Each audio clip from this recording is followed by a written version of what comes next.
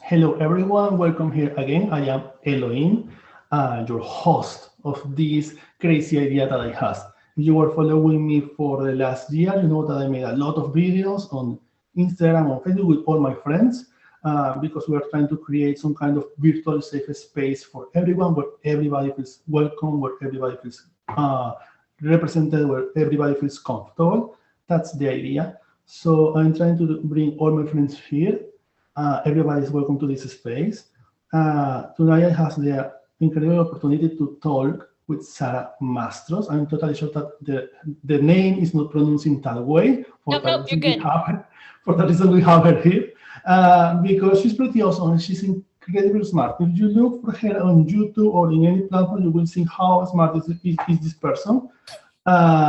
She holds literally a degree on theoretical mathematics. I mean, that's pretty awesome. If anybody's thinking about a graduate degree in theoretical math, I actually really recommend it against it. It was very hard. I can imagine. I can imagine. My partner is mechanical engineer. He suffers with mathematics. I remember that.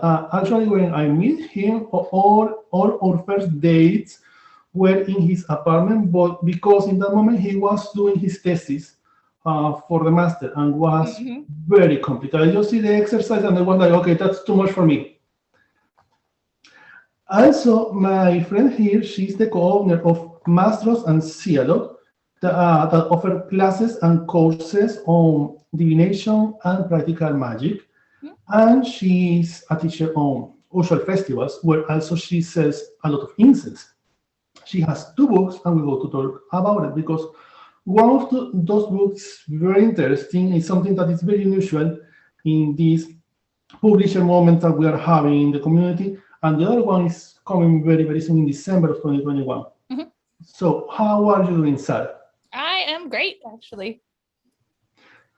Sara, I have some topic questions that I always bring to my friends. Sure. The first one is because I am immigrant, I don't know too much about the country. So I like when people make me travel in my imagination. Where do you live and which is your favorite part about your city? Oh, okay. I live in Pittsburgh and I'm genuinely a Pittsburgh evangelist. My favorite thing about Pittsburgh is, so Pittsburgh is a river confluence, right? Like the center of our city is where the Allegheny and Monongahela rivers come together to form the Ohio. So the sort of energetic, magical geography of this city is as a 3-way crossroads made out of rivers. It's a very magically powerful place. It's been,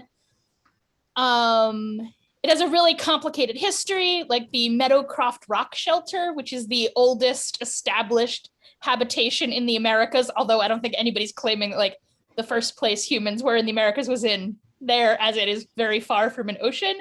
But people have been living here for tens of thousands of years. And it's always been this sort of crossroads place where lots of different cultures are coming together because of those 3-way, because of that river confluence. And I feel like that really shapes everything about the city.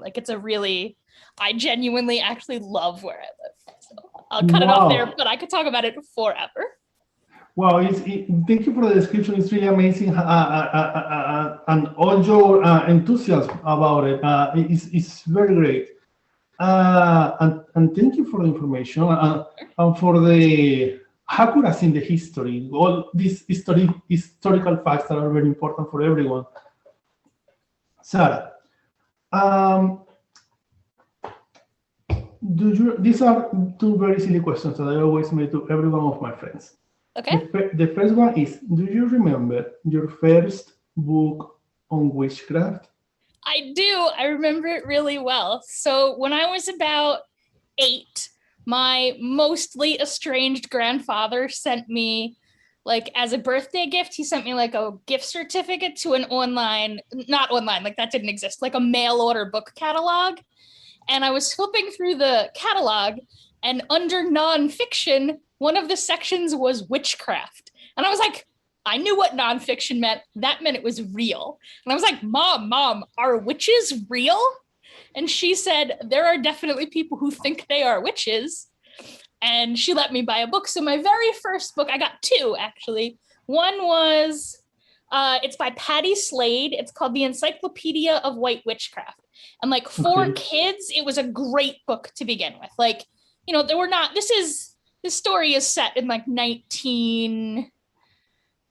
1980s, right? So like there were not that many books to choose from, but that was a great book, not so much because of like any specific information in it, but it really made witchcraft feel real, like a real thing you could do, not like some made up nonsense. And it was just really inspiring. It had these huge, beautiful, like full page photo nature illustrations. So that book was great. The other book I got was, I feel bad that I don't know the actual name of this book. I always call it Buckland's Big Blue Book of Bibbidi Bobbidi Boo. I think it might be called. I will remember that. I will remember that. I think everybody knows what book I mean. You know, for a book that I bought at that time period, it was probably the best book I could have bought. What I got out of that book in particular, like what I got out of Patty Slade's book was that like, witchcraft is sort of like this thing that you be and this thing that you do, but also that it had like a genuine historical resonance, that you had to like learn about nature and learn about history. And that's similar to what I got from Buckland. What I really got from Buckland is that like witches are real. You can be a witch, but you can't just like declare yourself a witch. You got to like learn some things and do some things. Exactly. And broadly that like witchcraft is like hidden in like mythology and history, and I guess we call that ecology. And if you look really hard for it and you're smart, you can find it there. And I don't know, man, like I've been doing that for 30 years and that's worked out great. Oh, also he taught me something I definitely do not believe anymore, which is that you have to dedicate yourself to one he god and one she god. And, you know, I was 8, so I didn't really appreciate the gender politic of that. So I picked Hecate and Hermes. And also, that's been going great for me. Like, I don't know, I dedicated myself to Hecate and Hermes when I was like 11, and that was a good choice. I got no complaints. Wow. Yeah, but I was very young, so like none of those are necessarily books I would recommend to other people, but they made a big impact on me. And you know, books were hard to get then. So for the first like 15 years of me being a witch, every book you could get your hands on just like opened whole new things, and you only had like 3 books. So you really studied those books hard, you know, whereas now, real talk, I have a whole shelf full of books I haven't even read. Yes, it's different times. I grew up in South America where books are not so accessible like here. Because most of these books are from England, from the United States, and so these books need to be translated. And need to be transported to Latin America, so it's very complicated. And when you find it, they are very expensive, incredible, really expensive. You can't imagine how much. So it was a total different system. I found my first book on witchcraft when I had like 9 or 11, was a gift from my mom, and I kept that book for around 8 years before to have the opportunity to buy another one. But now here in the age where we are living, is everything so accessible, is so many options. We have not one catalog, we have like thousands of different catalogs, different options, publisher, authors. You see authors publishing 2-3 books a year, so it's so much information, sometimes some misinformation too. So it's a very different world. Oh, absolutely. I think people coming up today have like the opposite problem that we did, right? There's just like this endless sea of crap you have to wade through to like find the good things. Yes, because in our age, when we find a book was, okay, this is a book that I have, so we read the book, and we ended, so we read it again, so we need a space, so we check the same book over and over and over and over, and we find a second one, so we have these 2 books, and we feel like, oh, well, I am the best magician in the world because I have these 2 books. And it has so many space here. Now people collect books. So what people do is buy the book, they read it one time, they put in there, they buy the new one, and when they need to do a spell, it has so many options, but it's not the same appreciation that we have for I agree. I mean, it was hard at the time, but like the fact that I mostly had to learn magic from like trees, Yes. like I appreciate that I had to learn it from trees and rocks. That did pay off. Yeah. Exactly. Sarah, do you remember which was your first spell? I don't remember my very first one, but here is a relatively early one. So my friend, one of the things that I feel like I'm really lucky, I had Comagicians almost right away, right? So in particular, my best friend, I don't know that she wants a shout out here. I'm gonna call her Deb, but that's not actually her name. She's a doctor now. I don't know if she wants me to name drop her. We were in trigonometry class and we very much did not want to take a midterm. Very much. So let me think. We are in 9th grade at that point. So this story is set in 1994, right? So she came, she took the school bus home to my house after school. We like hung out. We went upstairs and did witchcraft in my room. So we did a snow spell, right? So we like raided my mom's pantry. We found this like snowflake shaped candle. And we were like, yeah, that's going to be good. And like, we were just making it up. Like we just did it sort of, Bookland had given us like this sort of guideline for making a spell. And I don't know, secretly, I believe that teenage girls or like tween girls just naturally know how to do witchcraft. That's my opinion. So I don't know, we wrote a candle. We like did a little snow dance around it until we were dizzy. And we just like pictured like huge billowing like mounds of snow. And we looked out the window, wasn't snowing. It was February. Like, I'm gonna be clear, we live in Pennsylvania. It's not like outside the realm of possibility that's gonna snow, right? It snows a lot, but it's not snowing. We go downstairs, we eat dinner with my parents. We all watch Star Trek together because we're big nerds. And then my dad takes her home. Still not snowing. Notice, by the way, at no point in this have we like studied for this trig midterm, which we are supposed to be taking the next day. So we wake up and it is snowing. And it did not stop snowing for like 5 days. That is now called the blizzard of 1994. And I don't know, did we do that? I don't know, but she and I did not do weather magic together after that. That is definitely a thing we both have an affinity for. My late mother did some, she didn't appreciate the word witch being applied to her, but she also didn't like deny it. You know what I mean? She just didn't like that word. So like, and her position is that actually like over the years, weather magic has gotten much harder because of, I imagine, global climate destabilization. But like weather magic is definitely a thing I have an affinity for. And that kind of sobered me up. Like, oh, maybe we better not fuck around with this. Because it snowed. We didn't have school for like 2 weeks. Wow. Something that I relate here in the story is that I had the opportunity to talk with a lot of my friends, and apparently every one of us in any moment when we are discovering witchcraft and magic, we always have the opportunity to mess up with the weather. It's something that we always do. I come from Venezuela, and one of the first things that I always see around with my covering in that group was this discussion about the weather, because it's a tropical country and it's always so warm. It's like the summer of New York, but worse all the year. And every time that I asked around, everybody was like, yeah, I made this spell for rain. Oh, I did this ritual for rain. And I made this dance for rain. And everybody has related with that. And it's something that now being here in the United States, every time that I ask someone, everybody has a story about it, and I really like it. And they're always terrible. They always are like, exactly. And then like all the farmers like exactly, and we always learn the lesson to don't do it again.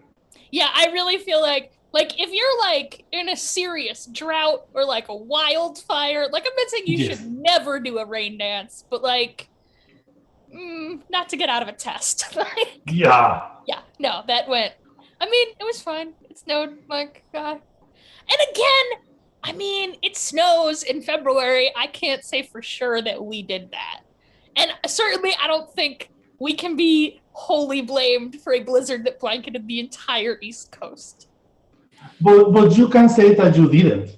That definitely happened. Like that sequence of events is how it happened. Yeah. This was so fun. Sarah, how was the 2020 for you, the year? I mean, not great. Like, I don't know, like, have you been in the world? Yeah. Okay, so I actually got COVID at the very beginning of 2020. Oh, wow.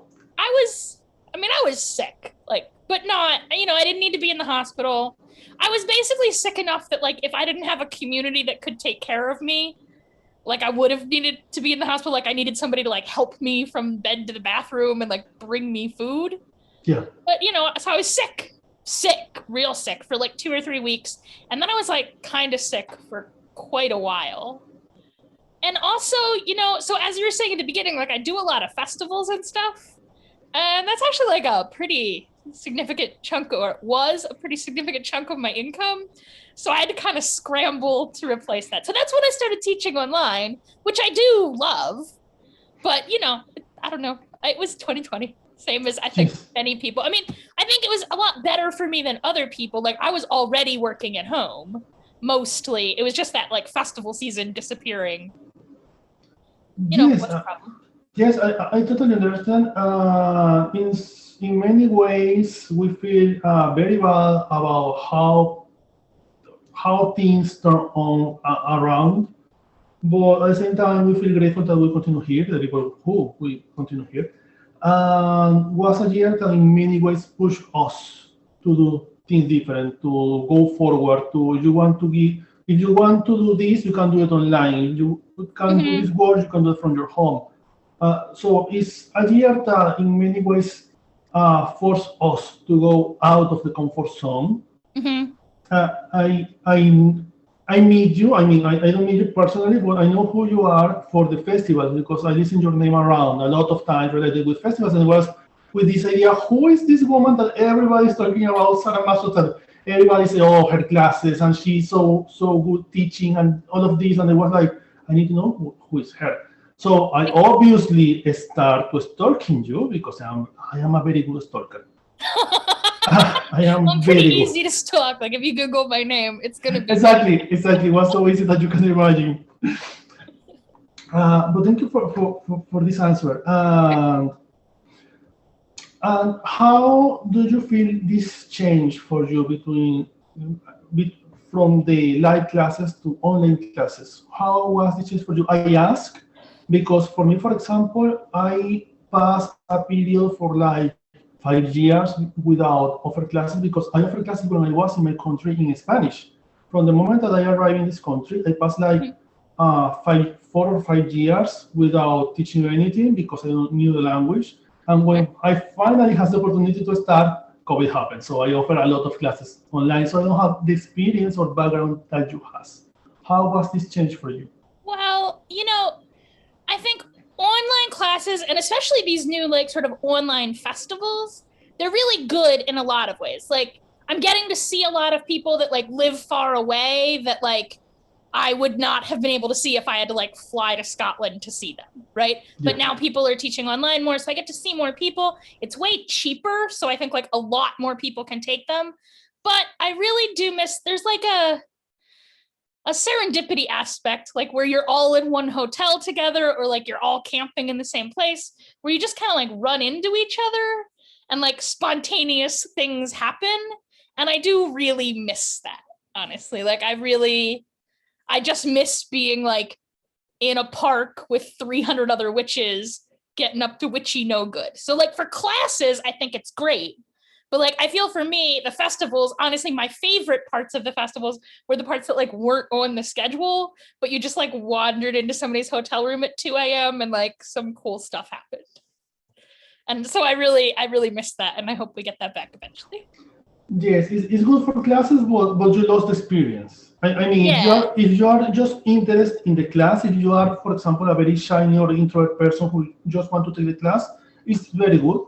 Yeah. But for the people who take this like a whole experience, like, oh, I want to travel to the city, to Pittsburgh or New Orleans or Salem or New York or Chicago or San Francisco, I go to travel, I go to meet with everyone, I go to hug with everyone, I go to take the classes, I go to take pictures with all my friends in there, I go to be part of the circle, all of this. these persons who really want experience was very lost for this very big group. Yeah, and I mean, I have a local witchcraft community that I still get to be with. Although, I mean, we just went back to in-person meetings, just a couple, we're now like maybe 2 months back. Like we were in Zoom for Coven meetings for most of the year. So like, I get a little bit of in-person, but I really do miss those like big, there's a ritual I like to do at festivals that includes covering people in butter and red ochre. And it's really not the same when you do that online. Exactly, I imagine. Yeah. Now I want to go direct to your books because you are incredibly academic. This is amazing. I love this. I had this discussion recently with one of my friends. Sorry that I take the spotlight because this spotlight is for you. But I have this discussion with my friend that they tell me, oh, you're so academic because you know all of these things. Well, I'm not academic. I'm reading now because I learn most of the things that I know for watching people doing things. Sure. I learned to do incense and these kind of things, watching people doing it. Yeah, and that's how we all sessions. learn. Sure. Yes, and here in this country, people is so academic because has so many books, so many options of classes, courses, festivals, things that we don't have in other countries. Right. So I see like a representation of this is you wrote this book, Orphic Hymns Grimoire, that you, before to starting to talk about it, you will pronounce how it should be. No, you were good. Okay. Tell me about this book because it sounds very unusual. It's not the typical book of spellcasting that everybody does. Yeah, so it's something very deep. The Orphic hymns are a collection of sacred hymns, and in Greek, the word hymnos means basically like an invocation poem, right? So in ancient Greece, the distinction between like singing and reciting poetry and what we might call maybe like spoken word performance, they sort of just call that whole category singing usually when you're like performing it, right? So the Orphic hymns are 88 hymns addressed to sort of like the whole range of Greek gods, all the sort of people you'd expect, and also some more like obscure ones. There's a couple, in fact, that in the Orphic hymns, like that was the only place we'd ever heard of those gods until relatively recently, like in the last 20 years, we've started to do some excavating in Turkey and like find like, oh, my God, other people knew about this, right? But they were really mostly preserved in these Orphic hymns. So the core of that book is new English translations of those hymns. And there's a couple of translations available in English, right? So the standard one, like if you just Google Orphic hymns, you're going to find a translation by Thomas Taylor, who is a neoclassicist, right? He's writing, I think those came out, I'm going to say, I know it's embarrassing that I don't know this exact date. I think I'm going to say 1798, right around there, right? So right around the turn of the 1800s. And they're great. They're poetic. They're rhythmic, which is something I really want in ritual, right? Like I really want that sort of like pretty hard rhythm in a ritual because I think it like helps you get in that trance zone. But, they're old, right? And they have their own bias as any translation, especially translating poetry, like, right? When you move from language to language, like there's no way to say the same thing. Like you're always changing what things mean. Exactly. Everything about change language is very complicated because everything in your mindset, you literally adjust all the magic that you have in your mind when you talk and trying to translate something that actually you know. Right. So I chose, instead of trying to do like a super literal translation, if people want that, the one I recommend is by Athanasakis. It's like a very academic one. That's excellent like footnotes. It's a really good book. But I really tried to, like, my goal was to sort of like capture the same spirit, right? Like these hymns were written for a purpose. They were written like as magical evocations so that the person who is hearing them like feels the presence of that God. And that's my goal in English. So that's the core of the book. And then there's a lot of commentary around the hymns as well. And so actually that book's going to be coming out in a second expanded edition. I don't have it from Hadean Press. That's relatively new. So I just recently signed a contract to do that second edition. It'll be out sometime next year. One of the things that like say my book is awesome, but it is. One of the things I really like about it is it has icons in it, like illustrations, and they're like coloring book style. You can color them in yourself. So for this second edition, there'll be even more of them, right? So not every hymn had an icon before. Now, basically all of them will. So there'll be new ones in the second edition. I like the idea of paint, color, draw, because something that people, when you have years in practice and training, and you want to do your ritual, you just learn how to disconnect from the rest of the world and turn your mindset in the ritual. So some people decide to put music, some people decide to listen poems. Something that I like to do, I have this book on this illustration of mandalas, and something that I do that is a little silly. When I see myself doing it, it's like, this is so silly, but it works very nice because I like to literally disconnect from the world, is choose the colors that represent the intention that I have.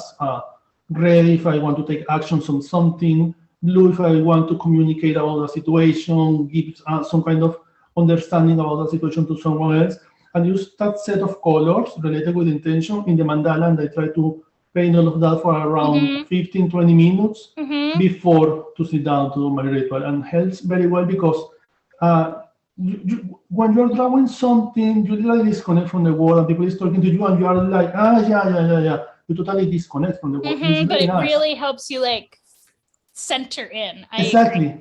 Yeah, so I really like that, and I like the icons. You know, I'm not that great of a drawer, truthfully. So I did not draw these icons. Like I have an illustrator. His name is Chase Brian Charles. He's amazing.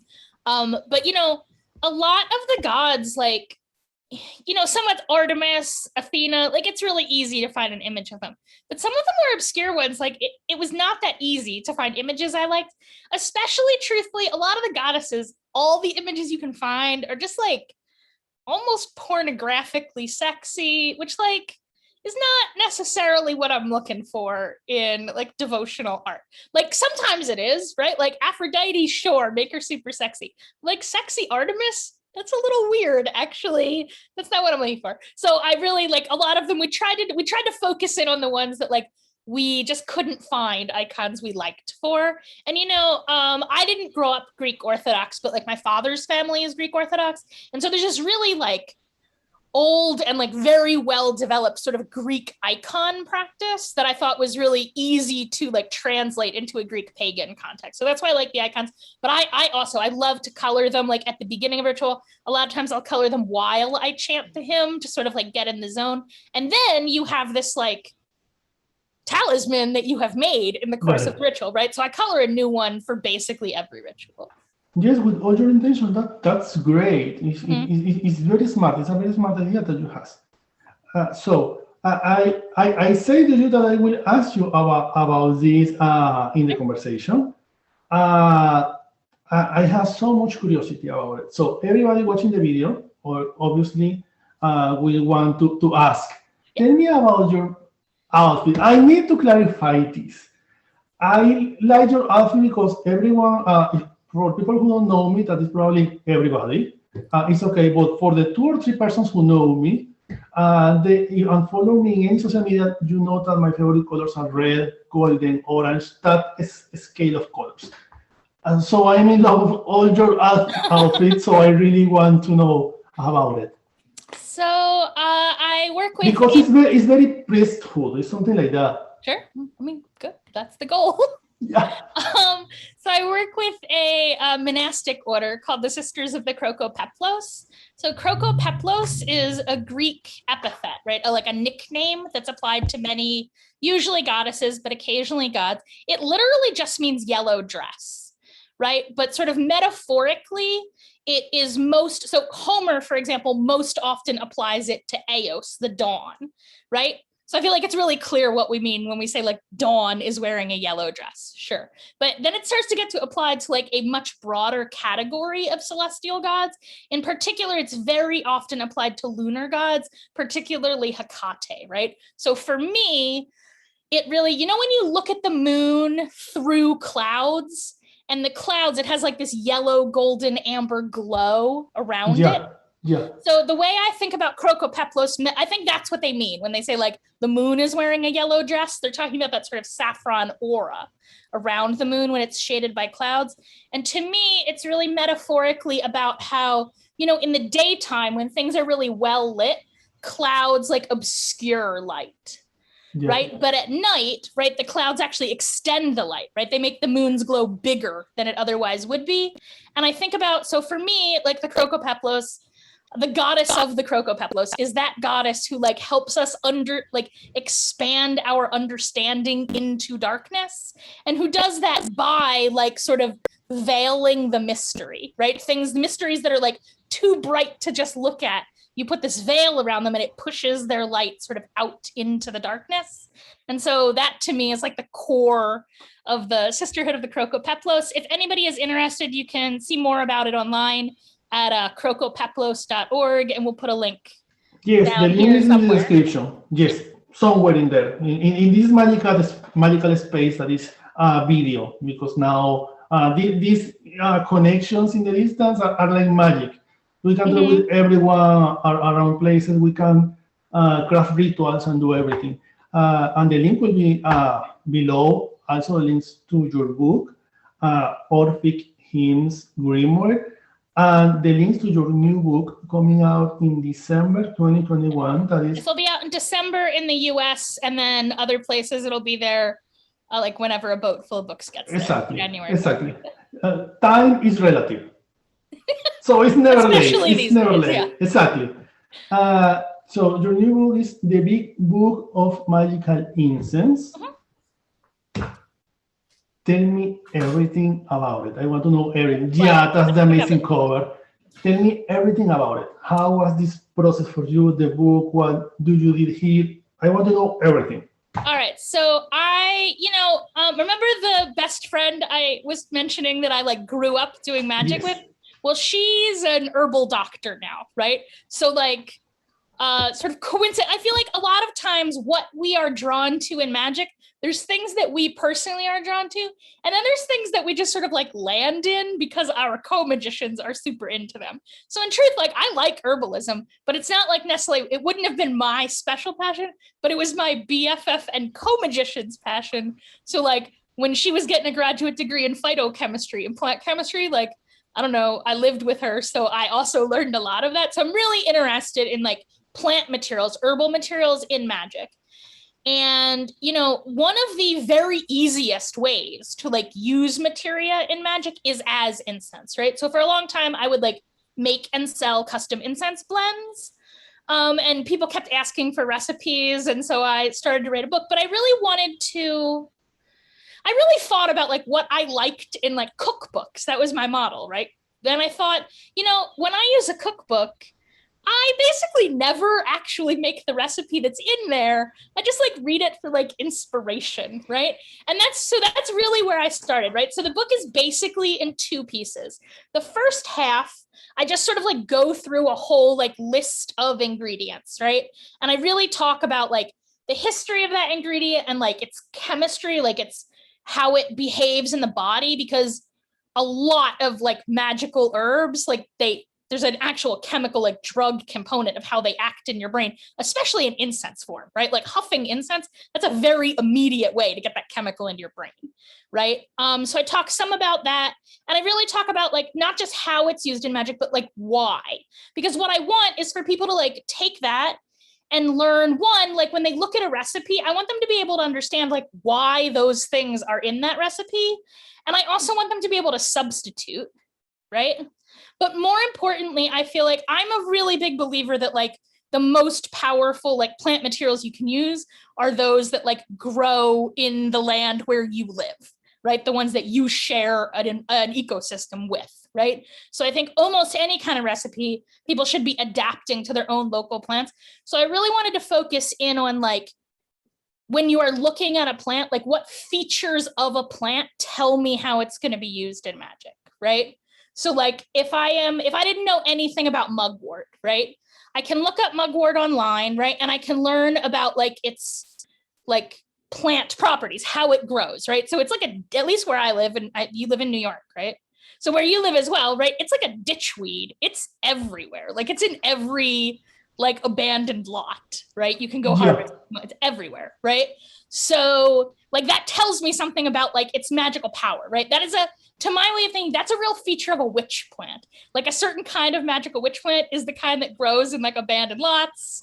And like, that's a hedge plant, right? It's a plant, it's like a frontier plant that is like reclaiming a space for the wild, right? But I also know that like chemically, all Artemisia share certain properties, right? And that tells me things like all Artemisia are going to be good for like sort of lunar magic and trance magic. And I know that just because of like the way they act in concert with the human body. So I really try to discuss all of that in the first half to really empower people to be able to like figure out how to use a plant in magic both ways. Like I have a magical purpose. What plant am I going to use? And also the other way, like here's this plant that like grows wild where I live. How do I like figure out how to get it? Because at least where I live in Pennsylvania, like our indigenous traditions here are pretty much completely lost, right? Which is partly because, as I was saying, like the nature of our geography means that like even prior to European colonization, like we were turning, like it was not like there was one tribe here for 1,000 years. Like there was just constant turnover where I live. It's a really like strategically valuable crossroads location. So it's different people. So like there's a lot of complicated indigenous tradition here, but none of it is well preserved, right? So I really wanted to empower people to be able to figure that out, right? And then in the second half, basically, so there's like about 100 ingredients, right? And then about 100 recipes. I'm probably lying. I didn't count them. I think that's probably true. I think my editor counted them actually. If you look it up on Amazon, it probably tells you exactly how many there are. The recipes section, I wanted to provide like just a really sort of broad sampler of recipes. So there's all different kinds of recipes. There's recipes that are just like to sort of set a mood. So like, here's the incense I burn when I'm having a party, right? And I talk about like why I chose those ingredients. But then there's also incenses that are like what we call like a condition formula that are really designed for like this incense goes with this exact spell. And like, here's why. And I really wanted to explain, because a lot of times I read magical recipes and I'm like, why does this have pine needles in it? That doesn't make any sense to me. And real talk, I wrote a book on incense, so I feel like if it doesn't make sense to me, maybe it doesn't make sense to other people either, which is not to say it's wrong, just that the author should have explained. But sometimes it's also wrong. For example, this morning on Facebook, I saw a meme that said you could substitute rosemary for any other herb in magic. And like, what? No, that's stupid. That's like saying you can substitute rosemary for any other herb in cooking. Like, no. Exactly. That's not how anything works. So I really wanted to like combat that by saying like, but I totally get it. Like, I do because I make incense for a living. So I do have like a pantry full of like weird incense ingredients, but every recipe in my book, like with some reasonable substitutions, can be made with stuff you can definitely get at the grocery store or like wildcraft in your local forest. That being said, there is a small bias in the book toward like a temperate forest kind of ecozone, right? So if you live in the desert, you're maybe going to have to substitute more than somebody who lives like, I don't know, in the eastern woodlands, basically, which is, to be fair, 3/4 of the English-speaking population of the world lives in that kind of climate. So yes, one of the things that I appreciate that you say, something that I was being saying for a long time, because I told you before that I have this book on witchcraft for like 9 or 11 years of my life. Mm-hmm. And it was an American book. And many of the herbs, incense, essence that they recommend were things that we don't have in my country. Mm-hmm. So when I moved here, I noted, for example, you find in these books like, make this spell using tulips. And, oh, okay, we don't have tulips in Central America, we don't have tulips in Venezuela. I mean, it's very weird. But it's something very common here in New York. You see them growing everywhere in the season. Right. Despite the fact that like tulips are not native to the United States. Exactly. I mean, we can have this discussion for hours. But there's so many elements. There's so many elements that we have. For example, in Venezuela, we just have roses in one kind of roses, just one type in 3 colors. Here in the United States, you have like 200 type of roses, totally different. And you can use different spells and different essence from different kind of roses for different purpose or intentions. And something that I try to teach from some time ago is when people comes to me like, oh, I don't find this herb, I don't find this crystal, I don't find these minerals, I always make the same question. Which herbs or flowers or trees do you see growing around your home? And they say, okay, I have this growing, I have this other, I have, I don't know, peppermint or basil, and they're like, okay, let me teach you how you can use these different elements of magic while you have the opportunity to find others, but you can use these things in your home. Like everybody has pepper and salt in your kitchen. I mean, everybody has it. You can use it for protection. You can, in Afro-Caribbean magic, we use pepper to curse people. But also we use it to protect against the curse. Yeah, I use it both ways as well. Exactly. So it's very important to know which element do you have in your kitchen and which element do you have around your home. Lavender, basil, because probably you have amazing herbs and flowers growing around, but you are avoiding that because in the book you find, oh, I need to find this very specific herb, like, I don't know, I need to use mandrake or belladonna. Wow, it's oddly specific. Yeah, and I feel like, you know, once you understand like why those ingredients are being used, you can always find like the right substitute. But a lot of times I think people miss, you know, when you're reading, like, say, I do a lot of work from like the Greek magical papyri, right? Which are these ancient texts from Greek-speaking Egypt in like late antiquity, right? So, yes. Like, yeah, right? And they'll call for like ingredients that sound really hard to get to us, right? Like the heart of a sacred ibis. But like, that is not hard for them to get. That's like dinner. Like they can buy that in their market. Like that's just a thing they have around, right? And I think like sometimes that's a thing that like gets lost in translation. But I think basically everybody, like when you're doing magic with like what you have, right? And so I always think it's better to like start with what you have and then figure out how to assemble that rather than start with like some obscure recipe and try and pick it apart. But at the end of the book, I do a little bit of like some like reconstructing historical recipes, right? So like, here's the recipe from Ketoret, like the incense recipe from the Bible, like, and here's how we can translate it. And like, here's how you can adapt it and etc. But, you know, most of the herbs that we use in witchcraft, like that I was taught to use as a kid in Pennsylvania, like are not native to Pennsylvania. Like those are all frankincense. That does not grow in Pennsylvania. That does not grow in Europe. Like it's actually really hard to grow in like it's so hard to grow that in ancient Rome, they said that like the frankincense like orchards, maybe that's not the right word, I don't know what you call it, but like were guarded by dragons. Yeah.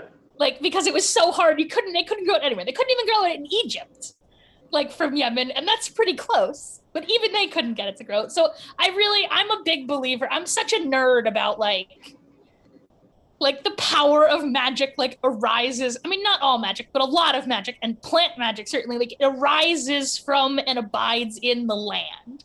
And like it's by being in like harmony with the place where you live, right? And even when you live in the city, like even when I lived in the city, I don't know, like there were dandelions coming up between the sidewalk, and dandelion is like a great magical herb.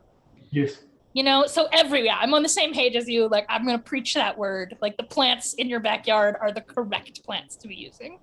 Exactly. They are growing there for some reason. So try to take it like a sign, like, oh, I have these herbs growing around. First, let me check which herbs and flowers I have growing in my garden. And after that, I will see which herbs I can find in the market, and after that I can continue growing and looking for other things. But you have a lot of things in your hands, so try to take forward on that. I know how academic you are, specifically, especially with everything that you're saying about your book. So I want to ask about this. You are the co-owner of Mastros and Cialot, where do you offer classes and courses on divination and practical magic. Tell me about your school. Oh, school is a strong word. I mean, it's just me teaching things. So I teach a couple of classes. I teach an introduction to witchcraft class. So my goal in that one is really skills, right? Because when I look at other, there are a lot of choices, right? And like my class is not right for everybody, just like no class is right for everybody. But a lot of classes, they were really heavy on theory, but they didn't actually seem to provide a lot of what I think of as like the basic magical skills that you sort of need to branch out. So I really try and focus on that. My goal is that like by the end of that course, you can like sort of do all the things a witch should be able to do. You can do some color and candle magic. You can do some like sigil magic. You can do some dark, and then you can do like casting circles, some energy work. And then by the end of the course, you're learning to like summon a spirit in a mirror, right?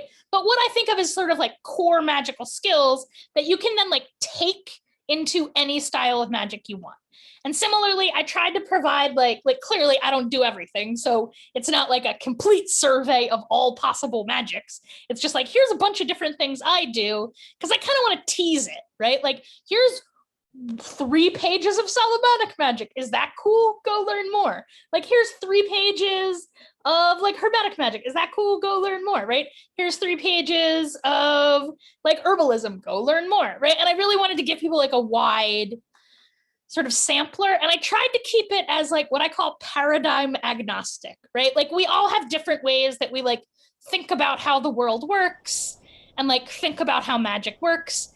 And I try and really stay out of all of that, like just do this stuff and this will work. And here's like the practical, get your hands dirty, like how you do these things magic, right? So that's the intro course. I have like a scattering of intermediate classes. Intermediate really means that you can do the stuff in the intro courses. Like you don't have to have taken my intro course, but you need to have like some kind of foundation in like practical magic. So there's some curse breaking. I don't even know what else I teach. There's one on like, some of them are really specific topics, right? So there's the one on like kind of Jewish Babylonian incantation bowls are a particular specialty of mine. And then right now I'm teaching an intermediate course on Solomonic Pentacles, which here, I'll give you some breaking news. Approximately 3 hours ago, I signed a contract with Weiser to do a Solomonic Pentacles book. So that'll be out. That's really nice. I don't know, 2 or 3. That's really nice. Like it's not written yet. I signed the contract this afternoon. You have it in there teasing you. Yeah. That's very nice. That's very nice. Congratulations for that. Sounds pretty awesome. Sounds like something that I want to have immediately in my library. Really. I mean, good. Yeah, I'm pretty awesome. I know. You don't need to tell me. Sorry, I never know. I'm like, yeah, I would also like you to buy that book. Sara, I really appreciate your time. I really enjoy all of this talking, all of this conversation on how academic you are, and at the same time how funny you are and how kind you are. I know that you are incredibly busy, so I really appreciate that you take the time to make this. Well, thank you for talking to me. Yes, because I know that you have a very strong schedule. When we were planning how to do this, I find out, wow, she's really busy. She's not like me. I have so much time for free. So I can take the time to do these things. I will say, actually, like this month, I have been, I have another project going on that I'm not allowed to tell you about right now that is taking up a lot of my time, that if you invite me back in October, I will tell you all about. Oh, perfect. Like October 1st, I will have another exciting announcement. Oh, that will be incredible. That will be nice. We will be around watching you. Something else that you want to share before that we wrap up everything here? Okay, so I just have like a piece of advice for magicians, and that is that like you should find some co-magicians. Like there is no book that will like drive your learning as fast as a partner. And I think that a lot of people, it's sort of what we were saying before about books, right? A lot of people like want to hold out to find like the right magic group. But you know what? Like don't dive in too fast. Like don't let anybody con you or abuse you. But like, you know, you will almost never meet anybody that you can't learn something from. Like everybody knows something you don't know. And like I really feel like co-magicians like working magic together with other people, especially other people who like maybe do it differently than you do, is so valuable, because it's really easy to get in your own head about magic. But when you are forced to explain it to somebody else, it's nice to have somebody who will be like, no, Sarah, that sounds like bullshit. I don't think that's right. I encourage everybody to go find another co-magician who will look at you and be like, no, this is dumb. That's my biggest piece of advice for magicians, new magicians, but also people who've been practicing for a long time. Like, just work with other people. I think it's so important. And I think a lot of people, like, I don't know, sit alone in a corner doing it. And it's so important to, like, in person, just like be in a room with another magician, just doing magic. Yes, and it's the best way to learn. I mean, it's not the same just stay in the corner with your book. It's not the same time stay there with someone else doing the training, because someone else probably will catch different details and metaphors and aspects of the magic and the ritual and the nourishment that you're not catching in the moment. And it's very nice to have someone with who you can talk about this and see the progress on the spell. Something that I do, and people don't like it too much, but something that I recommend to do in the books is do a following of your spell work, because if it's so important that you're doing a whole spell for that, see how it's working, how it's manifesting the signs around. In that way, you know if it's really working or it's just a made-up spell that you find in a book and it's not working. It's very important, and you have a partner working on this, your partner in crime, and you're doing some kind of spell work together. You can share some knowledge about, oh, I can decide, oh, I think that is working good, but it's working not so good like the last one. This kind of talking is something that are very private, but are very interesting when we had it. Yeah, it's an amazing advice that you're giving. Absolutely. Thank you for your time, Sarah. Well, thank you for having me. I had so much fun. Yes, same. When we are recording again more episodes, I will invite you again. Thank you everyone for watching this. Remember, share it, because here is all the links of Sarah. Look for her book, for her classes, for her school. All the links are here below in the description. Thank you everyone. Please be kind. Please be yourself. Stay well and stay safe. And try to be kind with everyone else. Thank you and have a good night. Bye, everybody.